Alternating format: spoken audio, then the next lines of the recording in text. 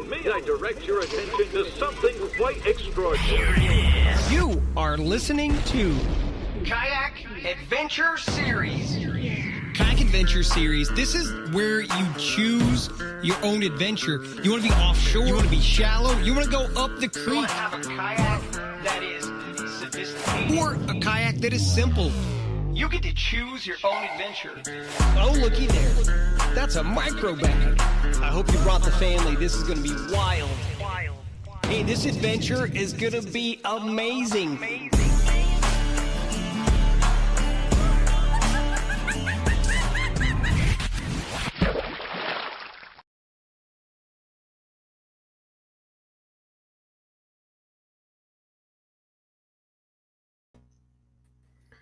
All right.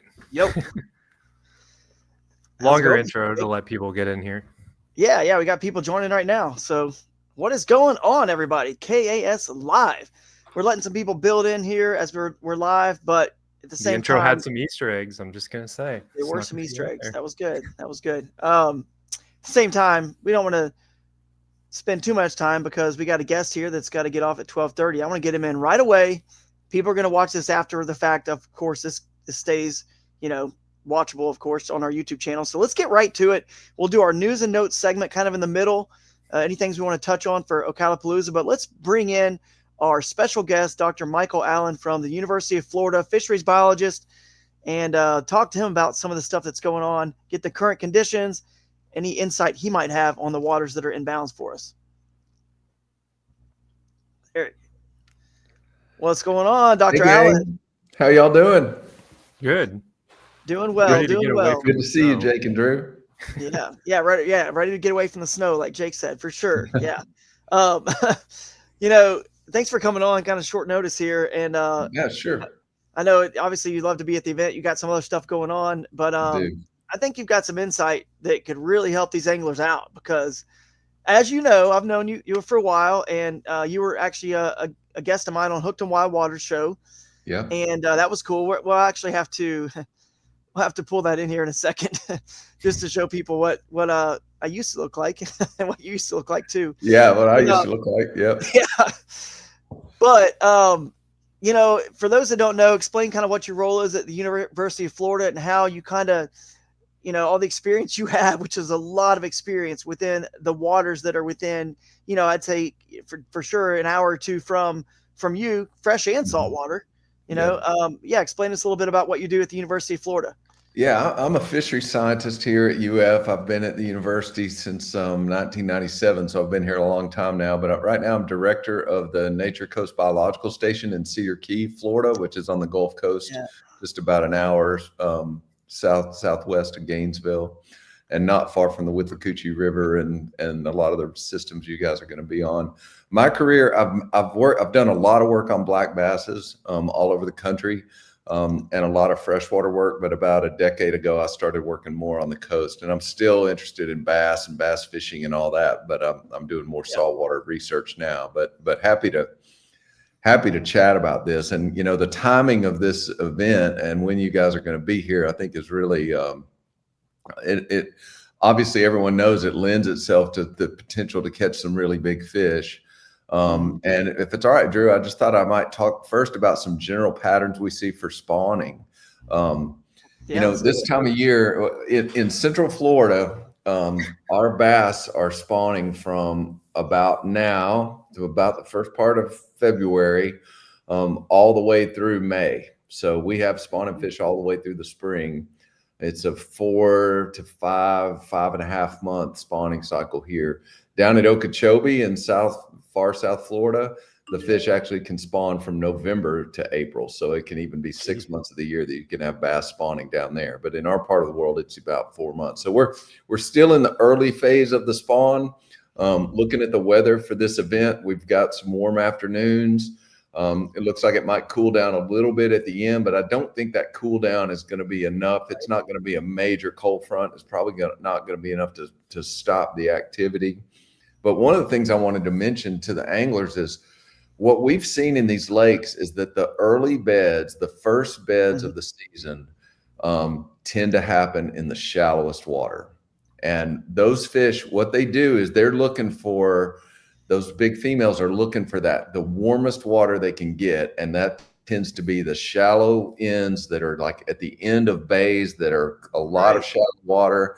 And I've seen big fish in less than a foot of water. I mean, they will get shallow, shallow, shallow. And then as the spawning season goes on, you'll still see some fish nesting in those areas, but the beds will be deeper and deeper and deeper. And even in some of our clear, like Ocala National Forest lakes, we see fish spawning on beds in water as deep as 10 or 12 feet. But that's more usually like April time frame. This time of year, in February, the beds that you typically are going to find are going to be in really shallow water, and that's because that upper water layer warms up quicker, and those will go in there and they'll spawn. So one advice I'd have for anglers looking for fish that are near spawning or on spawning beds is think about shallow protected bays. Way behind vegetated areas. That kind of stuff is really worth checking out this time of year. It sounds kayaky. Doing it Sounds very kayaky, doesn't it? It does sound kayaky. Yeah, it does sound kayaky to me. Yep. Man, we've got this like scheduled out perfect timing wise. Looking at the it really is. It's great. It's a great time of year to be doing this event.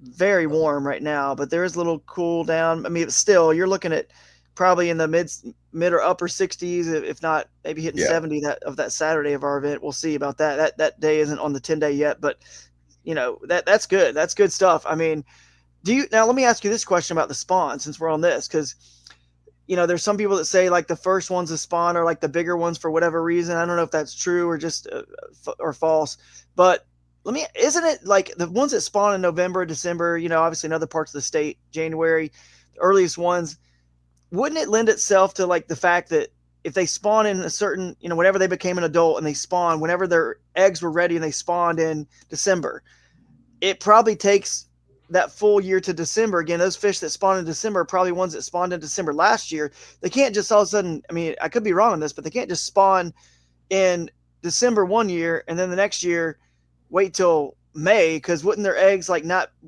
it be like about a year that it kind of like just they got to go when they got to go, right? I mean, yeah. Well, like female. So this is something a lot of folks don't realize is that bass are what we call batch spawners, and so that a large female bass will spawn on multiple beds through the season. Yeah. So they won't just spawn one time. They'll be on a particular bed and they'll lay eggs there, but then they'll come off and they might spawn again with another male in another location a month later.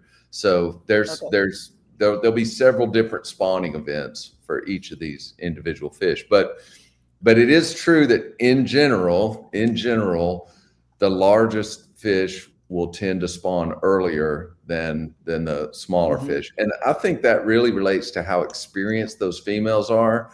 And the advantage to spawning early is that you give the juveniles that are going to be produced more of a growing season to get larger before the next winter. So it's kind of a good strategy. Now, the downside of that is if they spawn really early and then there's a terrible cold front or something, it could cause a mortality event on the juveniles. And the way that bass head that bet is that they are batch spawners. So if you lose one brood in an early nest, you have a chance to reproduce again later in the year. And females can do that. So yeah, that makes sense. And especially for rivers. I never knew that. That's actually kind of interesting. We had really high waters on our rivers this year, and everyone's like, "Oh, it ruined the spawn." But I mean, if they spawn multiple times, it might not matter as much, And that's one of the things, there's been a lot of concern that fishing on spawning fish is going to affect recruitment, and there's the potential for that to happen, to affect the juvenile survival, the number of total juveniles produced. But the issue is if a bass gets caught off one bed, like a male gets taken off a bed and that nest fails, for example, there's a chance for that male to build another nest. And there's also very likely that the female will have already spawned with another male somewhere else as well. So they each have more than one opportunity. And the males in Florida will spawn on more than one bed in a year. So they'll guard a brood early in the year and then maybe build another nest and guard another brood a little later in the spring. So they're kind of going all the time this time of year. And at least catch and release, immediate release from the kayak is helpful. You might get some. Absolutely. You still got another fish there to hopefully guard the bed if there's some bluegill in the area, but we get them on the board. We put them back in the water immediately. Yep. Now, bass boats, obviously, common sense does tell you that nest fails when they bring them in. And I'm not going to get into this whole debate, and it's could be a little bit, I don't know if political is the right word, but hot topic or whatever. I just feel like one day we'll look back at keeping bass in live wells like we look at smoking on airplanes now. Like, we actually did that? I think we will. Even if they have studies that show it doesn't hurt the population enough or whatever, it obviously common sense hurts it to some degree. There's no doubt about it. So why do it if we don't have to? We have the technology to do other methods for tournaments these days. So anyway, I completely agree with you. And what we know, and there's really good research on this up and down the United States, it's not just in one location, is that the longer you keep a bass off the bed, the more chance that nest is going to fail. So catching immediately, being released back to the bed, they'll go right back to guarding, and you have very low nest predation and nest failure due to that fish being caught. But when you remove the fish and hold it in a live well or take it away a long ways and release it at a tournament weigh-in or those kinds of things, then you have a much higher probability of the nest failing. Yeah. Yeah. And here's what's crazy. I just thought about this. This is like something that just hit me and kind of blew my mind. Well, what are we targeting as anglers in every tournament? The biggest one. So guess which nests are failing more often than not? The genetics of the biggest bass. So over the course of 50 years or 20 years, that will start to slowly, the genetics will get a little bit weaker, a little bit weaker, a little bit weaker. And we're kind of, I mean, I'm not saying that's the only reason. Obviously, there's a lot of other reasons. With Florida's a unique animal, but a lot of other lakes that are man-made, the trophic upsurge is gone, the nutrients are gone, that the lakes get more silted in, that, you know, you're never going to see the size bass that we saw once upon a time. At least grass, you got natural lakes with tons of Florida. I mean, tons of grass and all this stuff, and tons of hiding spots for juvenile, whether it's bluegill, bass, aquatic insects, whatever. Still very healthy down there, but you know, a lot of these lakes, they spray the grass. It's just the lakes just, I don't think we're ever going to see. So between that and between what we're talking about now, I mean, over a long period of time, that could certainly be one reason why we see a little bit of a decline in, you know. And I think that's a valid concern. You know, there's been some examples like the Salt Springs Run on Lake George, which is like a famous bed fishing area for years. And tournament anglers come from a long way, and they'll go in there to bed fish, and then they'll take those fish back to Palatka to a weigh-in.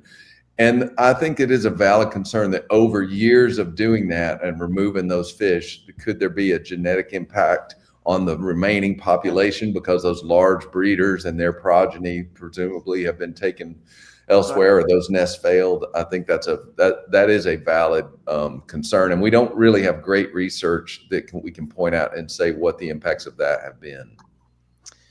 Yeah, that's interesting. Well, this is all good insight. You know, the warmer people do have this thinking, and again, mostly because they're not in Florida, of wintertime deeper. You know, they're going to pull deeper, and 50 and 60 degrees is different for Florida bass than it is obviously something, another species up north or whatever. But they still think, well, then they're going to go deeper. They're going to go deeper. And that's not really the case in Florida. Like you said, the warmer water is actually shallower. So, because it's like when I won this tournament in Lake Havasu a few weeks ago, whatever that was, a month ago, it was the coldest part of their winter, and I found them in the shallowest water because they were trying to warm up. In a river, the water is the same temperature, you know, 30 feet deep as it is pretty much on the surface, but the surface water will, in the day, gets warmer the same way we know it feels warmer to be behind a protected wall in the sun, out of the wind, you know what I mean? Just getting that sun. It's not, you know, windy. So they were on that bank that was protected by that. I think that if you look in locations like that, guys, you guys out there watching this, that is a nice little tip that we got from you on where to find some big spawners, hopefully for this event.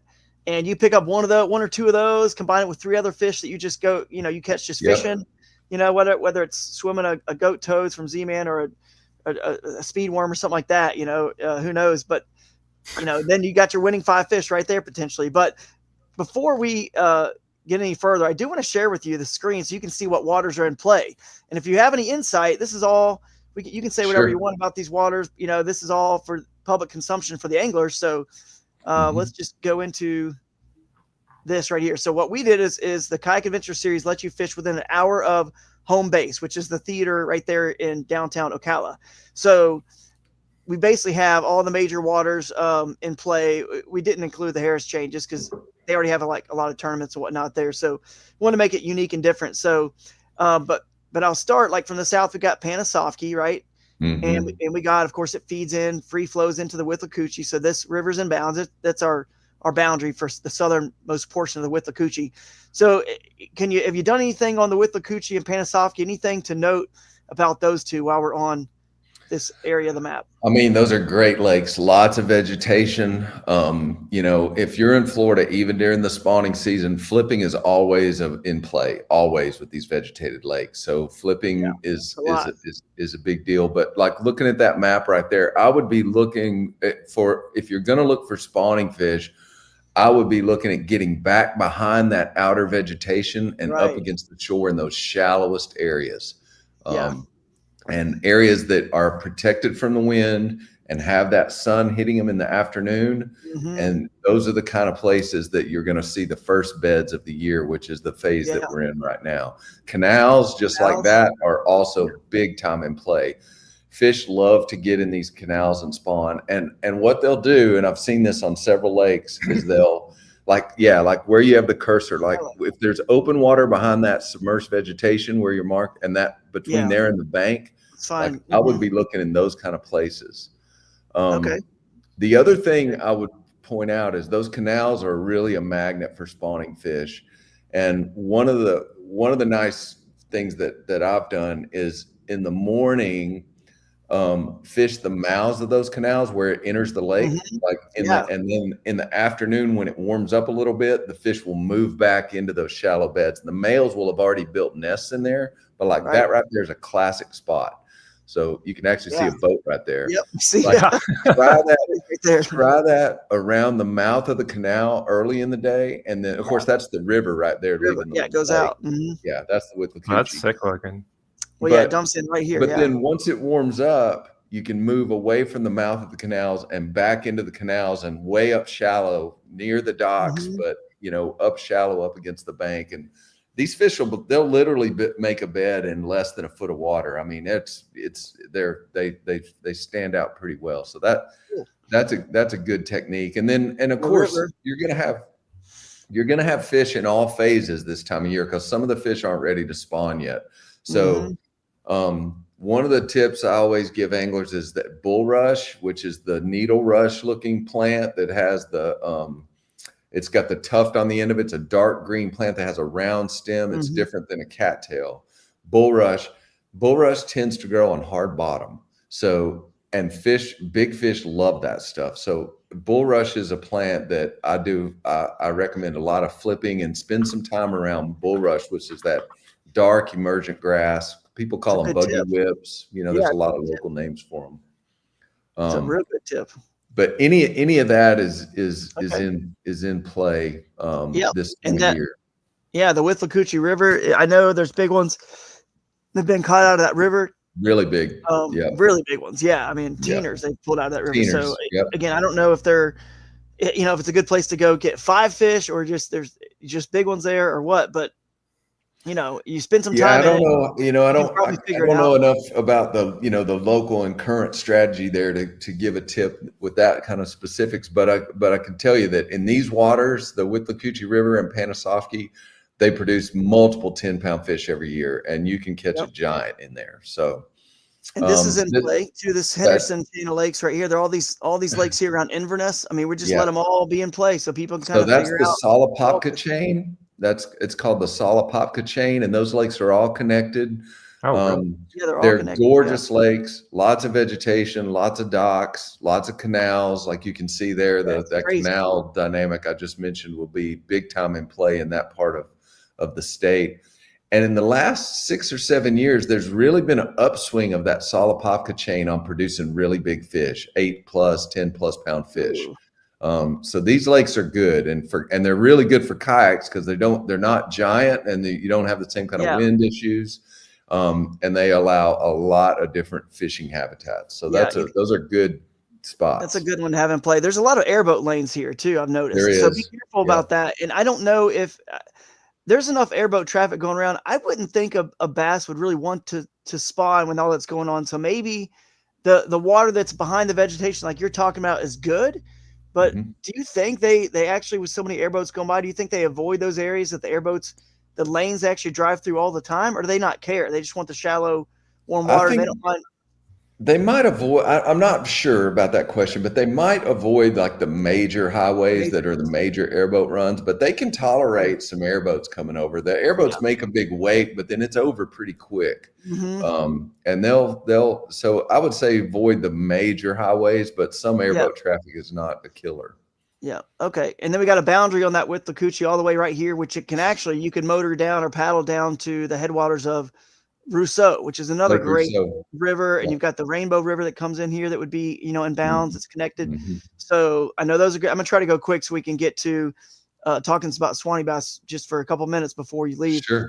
This circled area here that's in yellow is the Ocala National Forest lakes and ponds that we put in play, as long as they have public access to them. If there's any of them that don't have a public access, they don't count. But any of the ones in this zone, there's a lot of these dirt roads that go down to them, and they're pretty cool looking. I don't know what's there, but obviously it's Florida.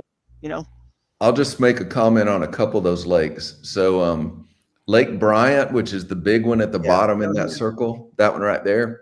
So that one is actually one of the most productive lakes in the Ocala Forest, in that the water tends to be pretty green. It does produce some giant bass, but it's not clear water, and it's not like full of vegetation. There's vegetation around the edge of it, but it is a place you can catch big fish.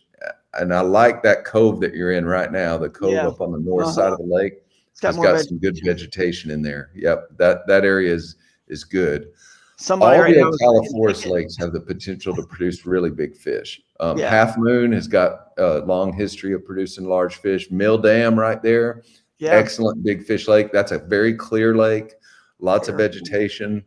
Bear Hole, all those are good. I mean, they all have big fish in them.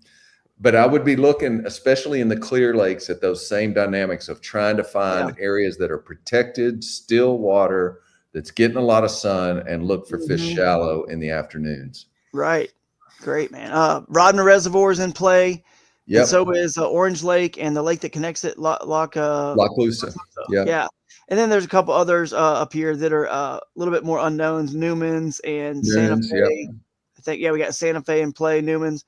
So Orange Lake, I don't even know if we need to say anything about it. It's the number one ranked lake, according to Bassmaster, in the Southeast. So we know there's big ones there. So that's kind of the water we're letting everyone choose. Is there? And the Ocalaha River, of course, feeds in. That's all in play too. All the Ocalaha. Let me just say something about Orange Lake from a kayak standpoint. Go back to that. Yeah. So McIntosh Bay is that lobe on the left, on the west side of the lake on the left. That lobe right there. Yeah. That lobe has a lot of really good, I mean, the whole lake has a lot of good habitat, but that's a good area early in the spring. And again, flipping is always a big player in Orange Lake. There's a lot of hydrilla in the system, so you can catch them on speed worms and buzz baits and frogs and that kind of stuff.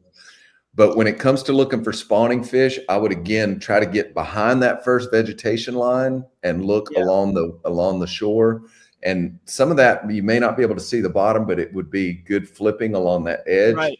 And look for those areas. If you can find areas that have shallow, sandy spots that are protected, that's the first place you're going to find beds. Yeah. A cool thing. So you're saying there's going to be a frog bite when we get down there? Yeah. There could be. Yeah. Absolutely. One thing I thought was cool was, those palms that are there, like sort of like palm, not like a tree, but maybe a tree, but there's like, I don't know, but I've seen on the roots of the lily pads and the actual roots of the palms that fall and they sink to the bottom, they'll just clean that off and spawn right there. It doesn't even have to be sand. They just need to have something that's big enough that they can clean off. It's hard still. The roots are absolutely, and that's what they'll use. That's crazy. It's a complete myth that bass need sand to successfully spawn. They will spawn on anything. I've seen them spawn on timber in 10 feet of water in Rodman Reservoir. I've seen them spawn on the tubers that are under the nufar, which is the heart-shaped lily pads. They'll spawn on those. They'll clean a spot off and spawn right on top of them. So even though all the bottom around it is really soft, they'll find a little hard spot on vegetation or on wood, and they'll actually spawn on that. Yeah, that's cool. Yeah, I've seen them spawn inside a hubcap on the river.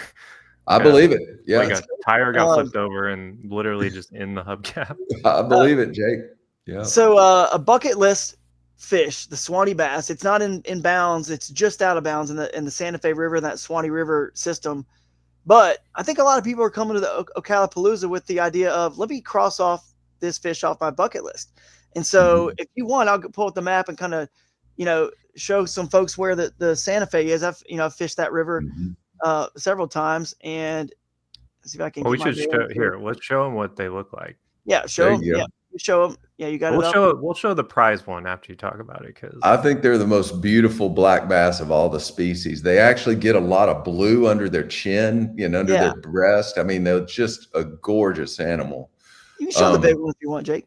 Yeah, they're beautiful. Oh yeah, yeah, I love I don't know who that guy is. I don't recognize him. So the world record Swanee bass is 3.89 pounds. So that one right there is like a solid 2-pounder. That's like, you can think of it as equivalent to like a 10-pound largemouth.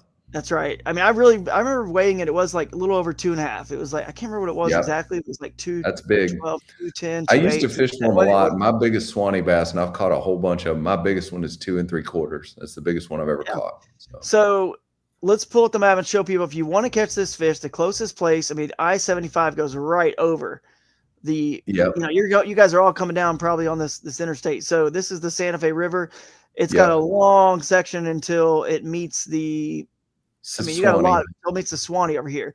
Yeah, I would suggest floating somewhere on the Santa Fe, because it's a beautiful river. It's got little small riffles and gorgeous dark water. It is something else. So.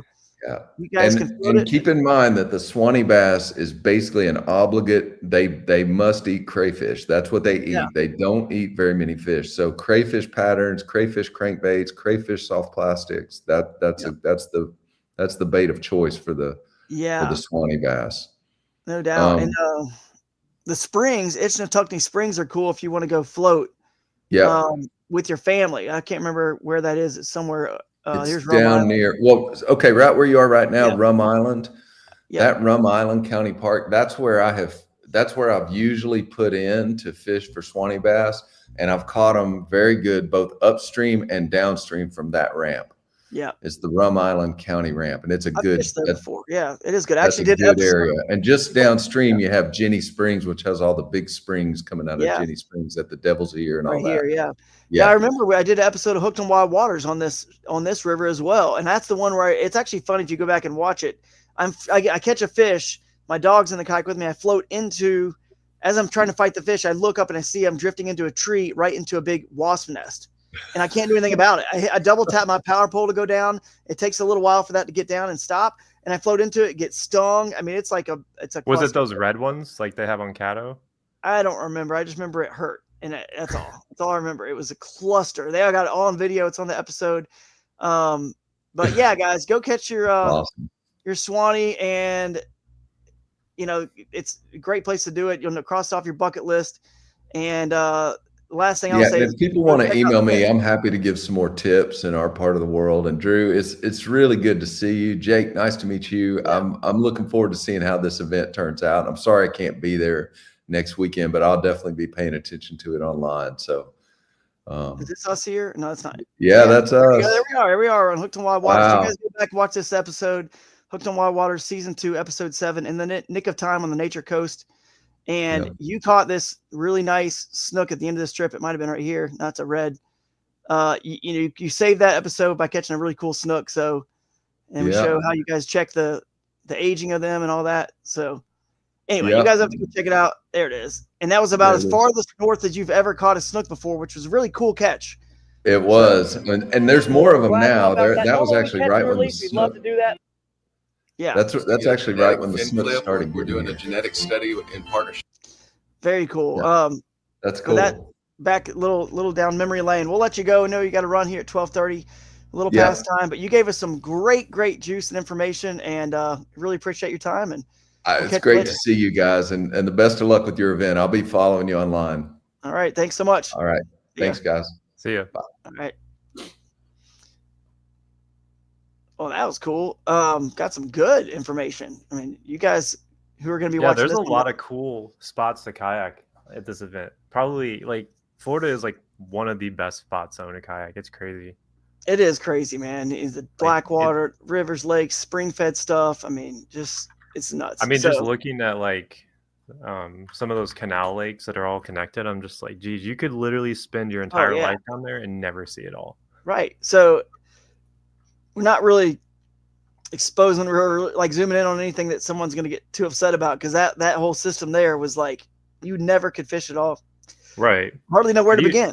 Where do you even start? You know, it's like But in the middle, we'll have a little break here. Let's say shout out to Raccoon Creek Outfitters, the presenting sponsor of the live stream, as always. Just saw those guys at the Columbus Fishing Expo on Friday, and man, it was popping. Columbus was popping. A lot of good anglers were there. A lot of good personalities in the industry. You got to see Ike, got to see Fred Rumbanis, and all the other just local legends that we all know and love. So that was a lot of fun. And then we'll bring Tyler Bean in here as well, and we'll go over some stuff with Tyler and talk about his big fish catch that was inbounds for Ocalapalooza. So we'll see what you guys can get out of him for this, but I know he's not going to share too much. He's not fishing the tournament, so let's bring him in here. Tyler, what's going on, man? So you go and pre-fish this water, but you're not even fishing the tournament. You were just teasing us a little bit, and teasing yourself more than anything, because where some big ones live. So, oh man, that was an incredible catch. Jake, do you got that video queued up? Should we show it? I do, actually. Yeah, we'll have to show that catch, man. Congrats on that's your PB, right? Thank you. Yeah, that's my PB. I can actually play the raw here. Let's go. Yeah, you can play the raw. Let's see what it looks like here. So you're close enough to fish that area. You knew you weren't making the tournament, so you thought, let me just make a trip over there, see if I can catch some good fish. Yeah, I'm right at 2 hours away from where I went to. Yeah. And a buddy of mine said the answer is always this lake. Whenever I asked him, I said, me and my buddy Luke, we wanted to go catch big fish. And he's like, he fishes a bunch of the Bass Nation, the actual boater tournaments down there. And he's like, the answer is always this lake. So I was like, all right, well, we're going. Let's do it. And it worked out. That's great, man. So oh yeah, they did. They did. Somebody said you had the best cameraman for the Raccoon Creek picture. Oh yeah, yeah, exactly. Yeah, appreciate that, Jeff. All right, so this is the edited version. I think this one flows a little bit better, but yeah, you was talking about some pitching up. There we go. Shallow water. It looked like it was pretty shallow. Yeah, it was probably about 3 to 4 foot. Yeah, with fluorocarbon. Yeah, and you're not. I was actually closer to the main lake. Okay. No, I wasn't using braid. It's a giant. It's a giant. Yes, sir. Yes, sir. Dang. Dude, that's an 11. Messed with me and was like, that is a freaking monster. 1102. 1102. Holy smokes, man. 25 and a half. Look at that. It was 25 That's what we and come a to half. Florida for. Is that's your PB on both levels, weight and length? PB. Yes, it is. Nice. Whew. Wow. If that doesn't get you pumped up, man, I don't know what does. That's awesome. Was the fight that short? Because some people have this thing on big fish. So I cut it down. I can actually show the longer one if you guys want to see it. Well, I mean, I'm just curious if it was actually like how short was the fight? I mean, or how it long wasn't very long. Yeah. It wasn't very long. Like I had fluorocarbon, so hoss it out of there. But I was on the new canoe, I was able to kind of move myself forward, and she got wrapped between a lily pad and the kayak, and took it underneath the boat. So I had to stick the rod tip almost in the water and kind of direct her around the other lily pads. And she took off into deep water for me, which was beneficial for me, of course. That worked out good. New Canoe, the presenting sponsor, for Ocalapalooza, we're going to raffle off a U10 down there. I'm excited about that. We're going to have a couple rigged up new canoes there from one of the local dealers who's going to bring them. So you guys can check out some stuff. And, of course, raise some money for autism with that raffle kayak. Check that out. Yeah, that's a beast. That's what you guys are coming for. If you're like I am and Jake is, cold up north right now, it won't be long. You'll be in Florida. Go ahead, get registered, make the trip down. It will be worth it. Trust me. It's not as easy as just showing a video of a big fish. It's still very hard. Florida is very, very much a mystery on where the fish are, because everything looks good. So you got to figure out the pattern and find where they are. I almost feel like you could have milked a little bit more length out of that one. Kind of move it around. Yeah, I probably could have. The tail. Maybe. Yeah. Yeah. I probably could have got a little bit more. You know, the DNR, they measure to like, they do like the 1/10. So yeah, okay. they go all out. All right. I actually put it on the scale, but I didn't get a good picture of the scale, so I don't even know if Florida will take the trophy catch picture I got. So, but it's all good. Yeah, you got the memory there. Well, I think yeah. So what do they give you for it? Like if you if it's over 13, you get a replica. If it's under 13, you get a $50 discount on the replica and like a $50 Bass Pro card, and there's a handful of other things. Wow. That's So cool. anything 10, I think it's 10 and up, or 9.9 or something like that. But they got 3 different tiers. So like they got lunker, trophy, and I guess the other one's like big bass or something. Thing on them. Yeah. Okay, there's some raw. Oh.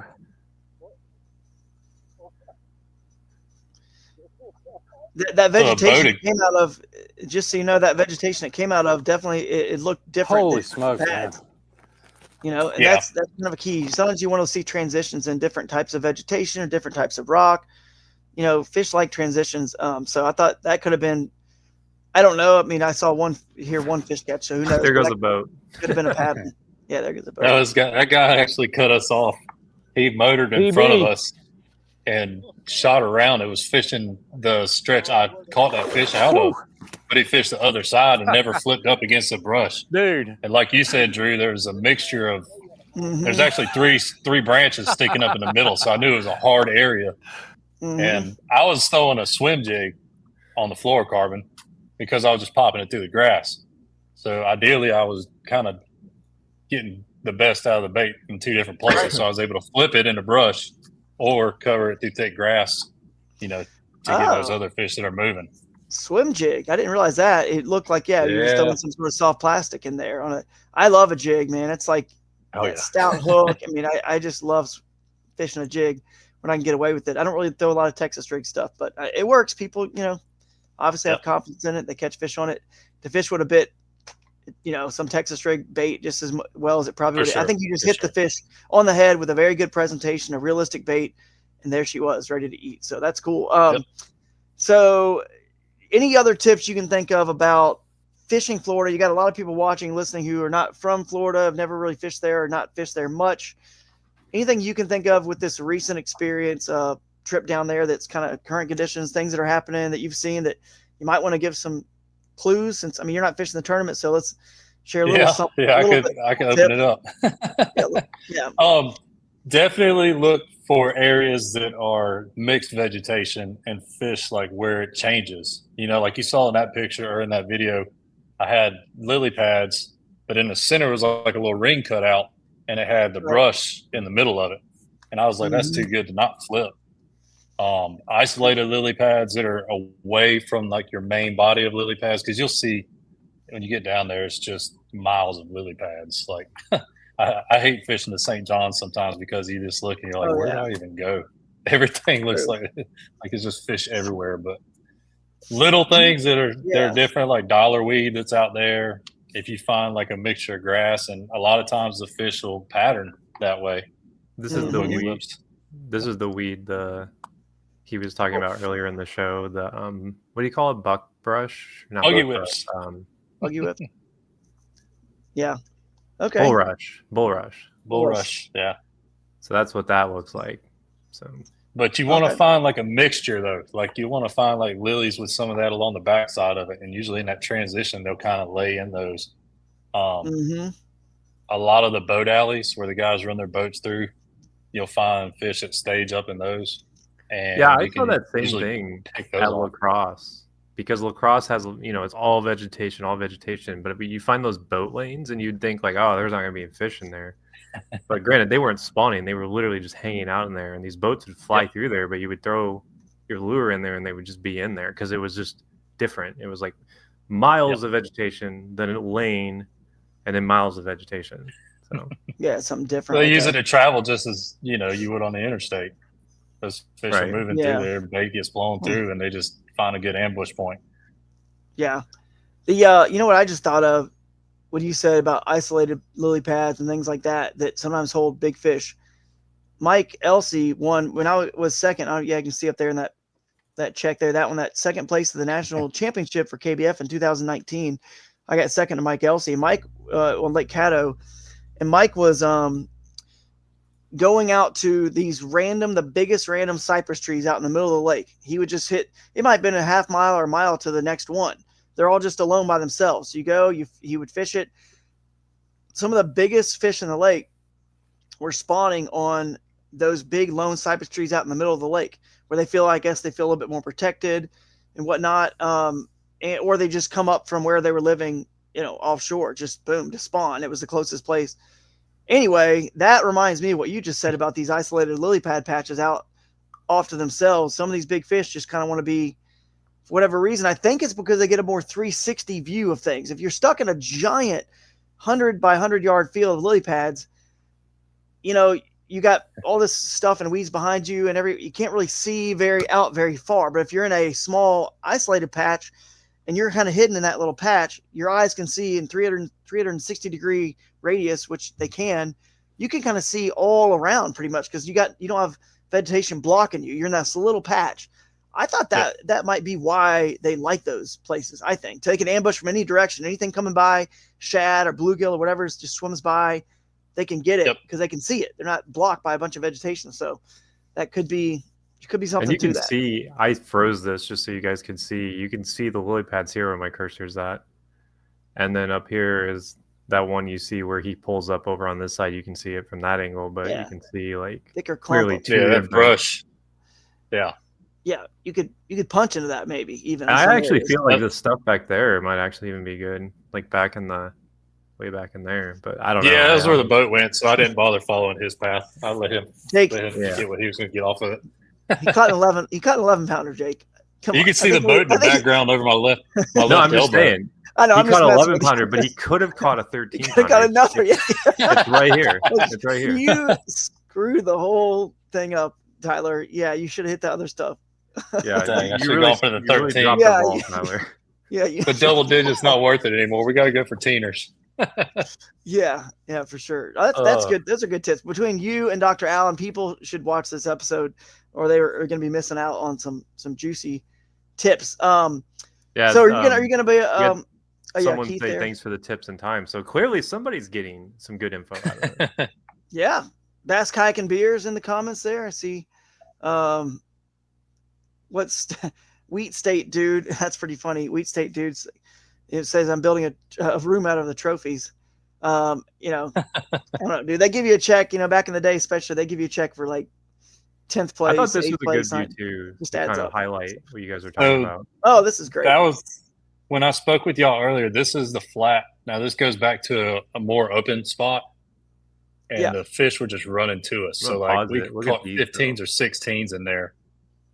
Yeah, so just to get a limit could be a 10, spot. 15 minutes. Yeah, like this is the kind of stuff like the doctor was saying that you can pull up in here and this is going to be protected and like shallow, and it probably goes way back in there based on what you can see there. Oh yeah, it goes in Steve Owens? Very far, and that's real shallow. This is like it was like 1.5 feet, 2 foot deep. So that little pocket right there ahead of them, it just opened up and there was fish all in there. It's so crazy to hear this kind of like talking about this and like looking at this footage and just realize like, I was saying, oh, they do this at lacrosse too, but it just goes to show you those bass are like hardwired no matter where you go. Like obviously they adapt to where they're at, but like you put bass in a jungle like this in lacrosse, New York, wherever, Pennsylvania. They're gonna find a way to utilize it the same way. Exactly. Amazon River, it doesn't matter. All the rivers and predator fish definitely behave very similar.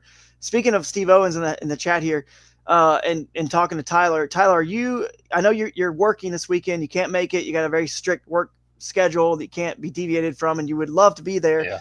Are you going to be able to fish what's your schedule like fishing tournaments this year? Are you going to fish Bassmaster? Are you going to fish any KAS, or what's your game plan for the season?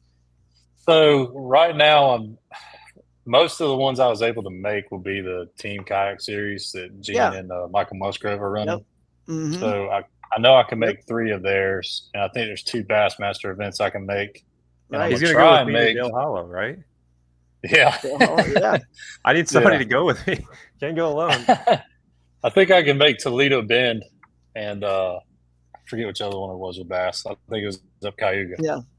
Up in Champlain, New York. wasn't Yeah, Champlain. It was Champlain. That's right. Oh, I can't wait for that one. I can't wait. That's gonna be awesome. I want to try and make the Minnesota one for KAS, just because I've never been up there and catching big smallmouth with just. Fun. That one's getting a lot of attention. Like people are really talking about that one a lot, pumped up. I was nervous to go somewhere that's that much further than La Crosse is. You know what I mean? But the North shows out, man. The North shows out. Our biggest I was blown away by Michigan. Like there was just so they really showed up in Michigan. I was really Michigan was awesome. And it's I think it was technically our second biggest, but it was actually the biggest overall entries because the team event was massive up there. And then we had what was it? Like the micro bag pot up there was $450. It was insane. Yeah, it was a fun event. So shout out Dustin Hoy. He's excited to get there. Michigan is a sleeper largemouth state too. I don't know what it is about Michigan. They have some fat largemouth. Drew and I found our little honey hole spot that one day, just casting in there, and they weren't super long, but they were all 3 pounds, 3 pounds, 3 pounds. Footballs. Yeah, they're fat for sure, but they're not super long. But that's cool. If you want, I'm gonna share my screen. You got anything else, Jake? I'm gonna share the screen and go over these contingency bonuses. So if you do come to the Mississippi River event, Upper Mississippi, or any KS event, you should definitely know about go to under 4 anglers on the website, click on bonus and contingency programs. We haven't shared this yet. This was put on the website last week when we finally got all the stuff figured out. But basically, it's real simple for the GoPro guarantee, because people have been asking how that works. All you got to do is we have to have 125 anglers in the event. Obviously can't give away 10 grand if 50, 60, 70 people show up. The money isn't there. The money certainly comes from the number of anglers. It comes from sponsors. The extra money, I should say. And then, the other thing about, and I don't think that's a hard number to hit. I mean, do you guys think that's that hard? I don't think it's that hard. We've already got, 40 something signed up right now. So there's only a few gift bags left. I did want to highlight that, but I don't know what it is about kayak anglers. They love to sign up the week of the last week of it. Literally, I bet you by Thursday, we'll probably have 30 people sign up on Thursday. It's always like that. There's only 10 more gift bags left in the individual division. You're going to get lots of good products. Here's the one from Naqua. It's going to be in that first gift bag. That's your quad cable. Oh, we did want to spice it up too. Remember, I forgot about that. We are. I'm going to give away 10 chatterbaits, probably mostly jackhammers, or Evos. Evos. If we can get to what did we say? If we can just get sign-ups by Wednesday. Is that right? By Wednesday? By today? Thursday. We wanted to give them 24 hours. 24 hours. Okay. So 24 hours from right now. So basically 1 p.m. tomorrow. 10 more people sign up. That's the last 10 gift bags. That's $100 worth of sponsors products. I'm going to throw in 10 random chatterbaits. So mostly jackhammers. I think I got enough to just throw in 10 jackhammers. So whatever that costs these days, $15, $20 additional. So some of you guys are going to get a bonus chatterbait in your bag. So hey, and guess what they like to eat in Florida, guys? Yeah, no doubt about it. Just talk to Jody Queen, Abby Evidanza, Corey Dreyer. That's all they sling down in Florida. I throw it a good bit myself, but I'm actually thinking that I need to send my chatterbait rod with Cole. Better. You better. We caught it. All the ones we caught in that flatback there were mostly on chatterbaits or swim jigs. Yeah, it was definitely they love it. So, getting back to this, so 125 anglers. If you think about it, a normal payout with Bassmaster or Hobie in the when they were around, I think it was 200 anglers paying the $250 entry fee, or 300, whatever it was. I think around 200 anglers got you that 10 grand level. I could be wrong. Steve's in the chat. He may know, but somewhere in there, it kind of gets you that. So what this GoPro guarantee does, our entry fee is $175 in the individual division, and we just need 125 anglers. That's it to hit this guarantee. And your payout will move from whatever it would have been, 6,000, 7,000, whatever it should have been normally, up to 10. And then the next thing is you just need to film from the rear angle with a GoPro camera of any year. That's easy, right? Any GoPro, any used one, doesn't matter what year, what model. And the rear angle is just because we want to see the action. There's really not a lot of point in us seeing your crotch and you just whining and then lifting a fish in. We know we want to see my the least favorite GoPro angle is this. Yeah. It's like the knuckle angle. Yeah. I'm like, great. Yeah, exactly. It's all you're kind of getting. But so that's not hard. Just film. So if you're going to get a camera and do this, just GoPro, film from the rear angle, and just give us 2 of your 5 fish, whether you upload it on the website by going up here to For Anglers and then click on upload photo video. You click that and you'll see it comes up like this. And you can just literally, it's just your name, your date, and any description. It's not even required to put a description. If you want to put anything about the fish, you can, the catch, and then click upload, add file, and then submit. Boom. And all you have to do is trim that down, guys, to a minute, the actual cast to catch, which is the next part of what it says here. You've got to have it from cast to catch. So again, this is also, don't forget, to prevent people and incentivize filming so that we see how legitimate the sport is and the catches are. And someone could still cheat if it's not cast to catch. It's like, oh, but I turned the GoPro on when the fish was on. Well, if people out there are cheating anybody or being deceptive, which I don't think there's hardly any of that going on, but obviously it has happened and people do try it. This will prevent people from, we got to see it cast to catch, Yeah. I do think a chesty is fine to answer. Chesty's fine. Stevens. We will prove a chesty chesty is completely fine. Same with a 360. Yeah. Same with, I think the only thing you really got to be careful of is like, you got to be able to see what's going on. So if you're going to run a chesty, just put it on super view or wide angle or something. Yeah. I just like, we just don't want like, knuckles, right? Like we want to be able to see the action and like use what you have, right? Use what you have. Yep. And then win the tournament. Obviously, most importantly, you just got to win the tournament and then 500. That's $500 of that. Yeah, that's easy. Yeah, it's no big deal. Just win the tournament. And then $500 of that does come from the NAQA power bonus that you hit on. So if for some reason you did all these other things, but you didn't power yourself or didn't have any NAQA products on board, that's okay. We're still going to give you 95 and 7,000 respectively. And if you have any questions on this stuff, I've probably filmed like, I don't even want to make an estimate of how many hours I've filmed. You can reach out to any of us and we can help you at the event. Absolutely. If you're having problems, we can help you get some power. I'm sure we'll have some power. NAQA's laying around. We will. Dustin from Raccoon Creek. We'll bring them. I did an 8-hour float and the NAQA kept it going the entire time. So yep. And actually NAQA themselves will be at this first event. So they're probably going to bring a bigger stash and then maybe pass it on to Dustin, who is a dealer at Raccoon Creek, is a dealer for NAQA, and he'll bring it. Be dealing them power banks, man. Yeah. Oh yeah. At our check-in, I think, whatever they cost, $30, $40. I can't remember what it is, around $40 probably with all said and done. I mean, and we're going to sell a lot of those, I think, because it's the best. They actually did you see they just got a patent on their new stash pack that goes on this? I wonder if I have one of those stash packs laying around, but I probably have it in this box over here. But the stash I need pack, Dustin to deal me with a loaner kayak while I'm there. I need a motor, man. I don't know if I can paddle some of these. I was looking at these and I was like, man, I don't know. Can't find one. Buried in the box. But anyway, the stash packs, they got a patent on it. You guys go check out their Instagram. I saw that. That was really cool. Oh yeah, I can. They got a patent on that thing. I had that pulled up. Hang on a second. Yeah, and then the last thing on a little asterisk at the bottom, just letting you know the GoPro guarantee, it's not part of the normal event payout. So at times it may be paid at a later date, not to exceed 1 month. So that's just like sponsors pay, leagues and organizations, not like all in one lump sum at the beginning of the year, right? And a lot of this money, the extra GoPro guarantees coming from, sponsors' money we raise and pass on to you guys. So you may have to wait a little bit occasionally, but most likely we'll have all of it in the bank account and be able to shoot it your way right then and there. We give checks out on stage. They're post-dated till Monday after the protest period, so you guys can cash those on Monday, assuming there's no protests and you got to rip them up, which you'd be notified if that were the case. But anyway, if your normal payout amount will be given to you as a check for sure, if not the full GoPro guarantee if you hit that. Now, the NAQA power bonus is easy to hit too, guys. We got that listed here. Just be a Kayak Adventure Series individual division participant. Have any NAQA Adventure Gear battery product on board for your kayak for the entire event. Follow NAQA and Kayak Adventure Series on Instagram. That's it. So use it during the event. Toyota Bonus Bucks. If you go on toyotabonusbucks.com, I think that's the website. It's linked right here.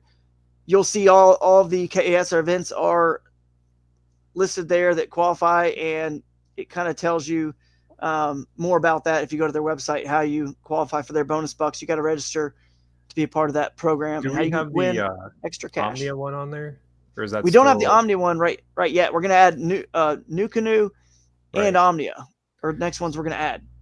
So the Omnia one's pretty cool too. So like there's a lot of opportunities for you to get things without necessarily, you know, winning it all, right? Like we're trying to provide like opportunities for people to score with, you know, big payouts basically.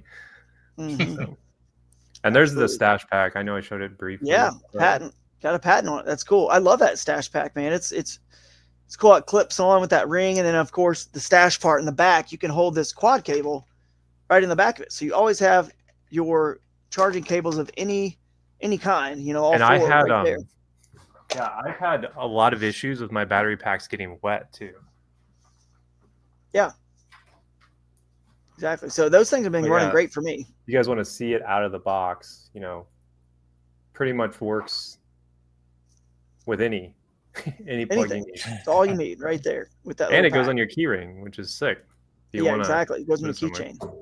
Now you got to have a longer cord to hardwire that in. I use this little, you know, this power bank here, this 10,000, you know, I mean, I use it for filming with the GoPros, and it pretty much lasts all day. I mean, I can't remember. I got about 8 hours out of mine. Between the battery and the GoPro and this, I pretty much filmed all day at Havasu. Now I stop recording when I'm, you know, driving and stuff like that. Save SD space, save battery power. So I got all day out of it. But if some reason it, you know, I left it on or whatever, it didn't have a full charge and it ran out, I just carried an extra one with me. So I wanted the extra one for my phone. If anything happens, if it happens to die, it's just burning extra power, whatever reason, I would just get 2 of those and you are set. And they're lightweight, so you can keep on your kayak. Put a longer cord and hardwire it with a, you know, Yak Attack boomstick or whatever you want to mount your GoPro behind you or whatever action camera you're using. And then boom, you are set. 256 gigabyte card lasts for me. Because like I said, I don't put it on the highest level of, you know, 60 frames per second. I usually do 30. You could do 60, but it burns more energy and heat, and it and also takes more SD card space. 60 is okay, but anyway, 256 works for me, gigabytes. Yeah, I think the big struggle you'll run into with 60 is if you guys are fishing in hotter weather, that is where you'll start to overheat by far. So like if you really want like the ideal hot weather, let's just say Florida, 80 degrees, you're going to want to do like the 2.7K max, 30 frames per second. Now, if it's cooler, you can get away with like even higher, but that's kind of like the maximum. I mean, you could go even down to 1080 and it's still going to be fine. Because like if you're making Instagram content, guess what? It's 1080. So there's no point in going higher. Yep. 2.7K is great. I mean, it's still, I shoot 4K, 30. Never have a problem with overheating. Yep. So that's cool. Thanks, Steve. Yeah, he's got saying pretty amazing payout. Blah, blah, blah. Structure with your sponsor, your people should really, okay. JT Hickman, 24 frames per second, 1080. That's all he's using. So yeah, I don't like 24 because I feel like you do miss a lot of like action because of the, you know, there's like that delay, but it's totally fine too. Like you don't have to be a perfectionist at this stuff. Like right. 24, 1080 is totally fine.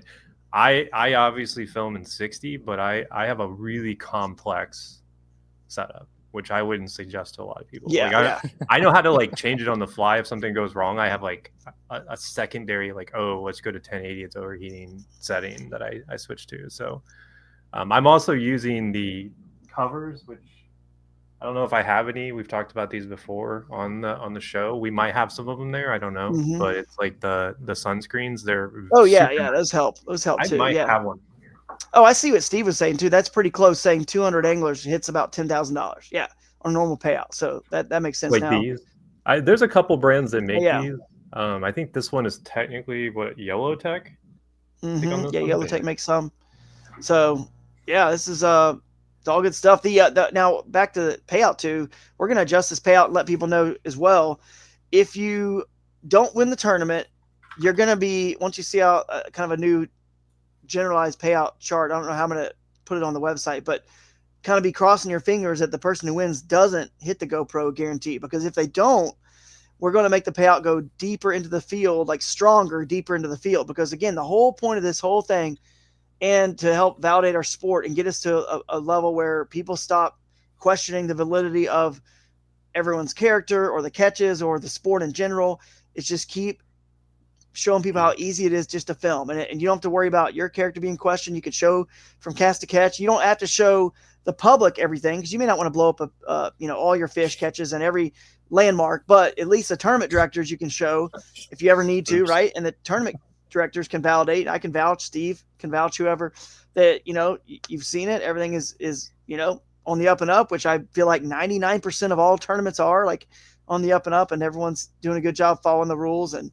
if they break a rule, it's not of the malicious, like premeditated, intent. It's more just like they accidentally made a mistake or whatever. So the camera can help us with all, because there's a lot of negativity and drama that goes on in the sport, and a lot of it could get solved with just a video showing, hey, here's the fish, cast to catch. What do you got to say now? And then we can focus our effort and all of our energy on all the positive things about the sport instead of just all this negativity, and grow it, positively. So the payout will go deeper into the field. So in other words, I mean, like, you won't have a big of a gap between first. If the first place payout is 6,500, they didn't win the GoPro guarantee, so they didn't get that extra, money to get to 10. It won't be 6,500. It'll be like, I don't know, 5,500. They'll lose money because they didn't. So it's like a double whammy. They're not getting the GoPro guarantee, and they're not getting a full amount they normally would get. But that's just one person, obviously. But it goes down the field stronger. So you don't have as big of a gap between first and second, third, and so forth. And it goes further down the field. So again, because we do not want to once you start getting into 10 grand of these high numbers and a number of people into these tournaments, it does become more tempting for people out there who are up to no good. But if it's not this giant, big amount of money there, I hope that that people would see and realize that this isn't worth it. Being prosecuted for fraud, dealing with all that comes from, being found guilty of doing something like that in the rest of your life, how it can affect your whole rest of your life, your family, your job, everything. It's just not. Yeah, look at the walleye dudes. Their lives. Oh, messed up. And they don't understand. I'm not going to say all the details here. I talked about it on Wendell Fishing's, Kayak Fishing Obsessed last night. If people right now, if they don't understand what technology and these smartphones can track and what they can do with pixels and data and the information we get from your photos, like, I can't share all that with you because I don't want to give away ways that we can tell, like, we know. So people have tried that before with cutting catch boards and using the tail, that cut tail to kind of hide it with their hand. We've tried all that. That all gets found out. It's easy to detect this stuff. We do this for a living, looking at photos and judging fish and seeing fish and markings and stuff like that, which, we've already talked about the rule changes as well, but how we're using scale patterns as the definitive. It's going to have to be, unfortunately, disqualified as the same fish if it's got the same scale pattern, regardless of different markings or whatever, which was definitely be a big clue that you've done something to your fish, by the way, and tried to cheat people. But anyway, we're just trying to dissuade people who are trying to cheat all you guys out there. So I know you might be like, oh, I'm bummed that, I'm not going to win the amount that I should win if I win this tournament. It's more like, be thinking about it like, you guys, are ensuring that the fish catches and everything this tournament's won, everything is on the up and up, legitimate, and by incentivizing the filming like this, I think it'll help with that. So you don't get robbed and cheated and ripped off, and frauded out of money and a good time and all that fun stuff. So, I think we've had a good show, guys. I don't know if there's anything else we want to cover, but it's been a great show. And yeah, a lot of people popping in on this one, so it's good to see. That is good. Shout out to Wilderness Systems. They are going to support us. We added an extra event this year, 7. So they came on to support us in a sponsorship to donate that kayak for the autism angler. So all 7 events will have a raffle kayak for autism. And that's pretty exciting. So thank you guys at Wilderness for that. Kayak are we getting? We're getting an Attack. I can't remember if it's nice. a 120 or 140, but it's an Attack. Nice. It's a good one. Yeah. So yeah, we're excited about that. And, Ike and Ellie just joined with Wilderness. So, it seems like they're really pushing hard again and getting. So is he fishing out of the, is he going to fish out of the Tactical Pro? Yeah, probably. Yeah. That's probably gonna be one of them he uses for sure, I would think. So that thing's a unit. that's what I saw. tested it at iCast, and I mean that's about as stable as I think kayaks can get. So, like, look at this. I got to see. Okay, so Steven Sturgeon, you're right on the money, dude. That's all we're trying to do. All anyone ever should want is a level playing field. And by us adjusting those payouts the way we're doing it and adding that guarantee bonus, look, if you don't, someone last night in the podcast, again, it was a really good podcast, Kayak Fishing Obsessed. If you're not the person you're an introvert, you don't want to film yourself, you're not trying to get sponsorships, you're not trying to do this for any living or anything, you just love to bass fish and fish tournaments and want to be a part of this, think about it like this. Just for a very small cost, your kayak and everything you own, batteries, motors, whatever, is thousands and thousands of dollars. Could be $5,000, $10,000. All we're asking is $179 for a GoPro Hero, something, like that, a brand new GoPro Hero, an Aqua battery pack, a little over $200, SD card, and you can film yourself. And if you don't have an Instagram, you don't want to share this stuff, you don't need to, it never sees the light of day. Don't worry about it. It doesn't see the light of day. It's fine. It's just for you and your family if you want to. But if for some reason you win this tournament, you just need to give us 2 of those catches, whichever 2 that you want to give us of those 5, because maybe there's some landmarks or whatever reason you didn't like some of them. That's fine. We'd love to have all 5, of course. 2 is just the minimum. Love to have all 5. But you've got it, and you can get all the extra cash in the GoPro guarantee. You're not trying to be anything in this industry. You just film yourself. So I get it, because I know some people are like, man, I'm not trying to be a YouTuber or Instagram, social media, and you're making me film. And it's like, no. It's a very small thing to ask to validate the sport and ensure you're not being robbed.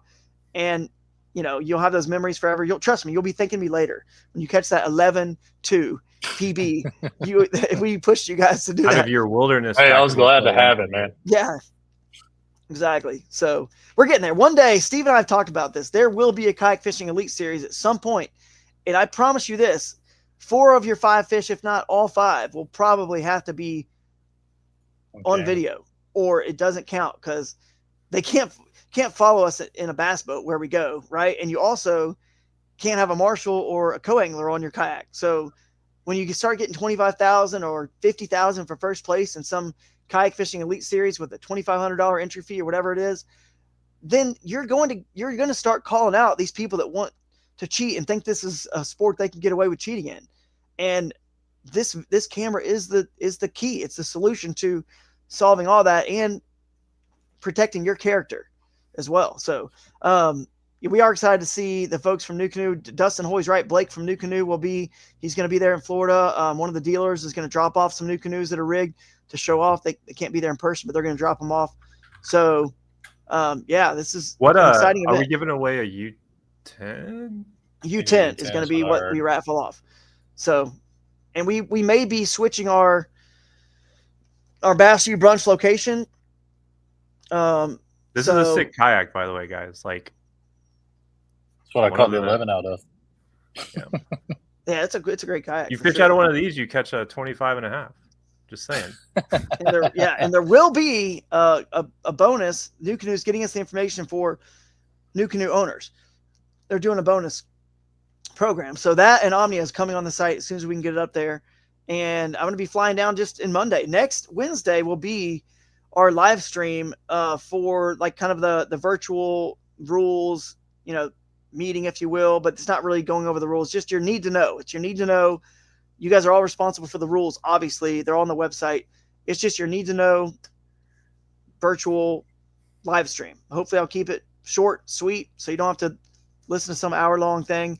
We're not going to talk about any of the stuff that we talked to you about Tyler or the other anglers on the preview video. It's just more about to the point. I can never get it as quick as Steve Owens can, but obviously you can tell why, because I talk a lot and excited about this stuff. So anyway, closing thoughts, gentlemen.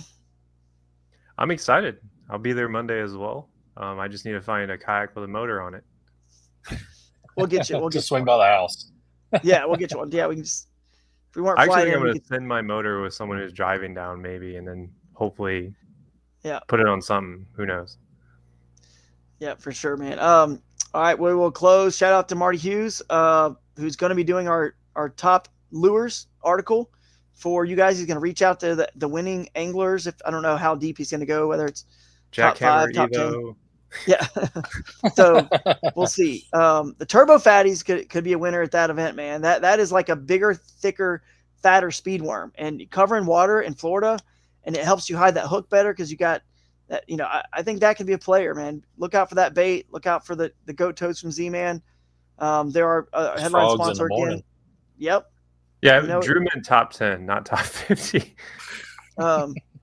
Yeah, top 10. What did I say? I meant top 5. Top 5. Yeah, top 50 top best baits, guys. Yeah, top 50. That'd be a lot of. We're giving away all of them. Yeah, Marty, I signed you up for a lot more work than you realized. So no sorry secret about that. It's safe. Top 50. Yeah. Yeah, that's funny. But all right, I'm excited. We'll see you guys there next week. We'll be on, and we'll be there in Florida talking about, beautiful weather and catching big fish. So we'll catch you guys there. Thanks for tuning in, and see you later. Thanks, guys. Thanks.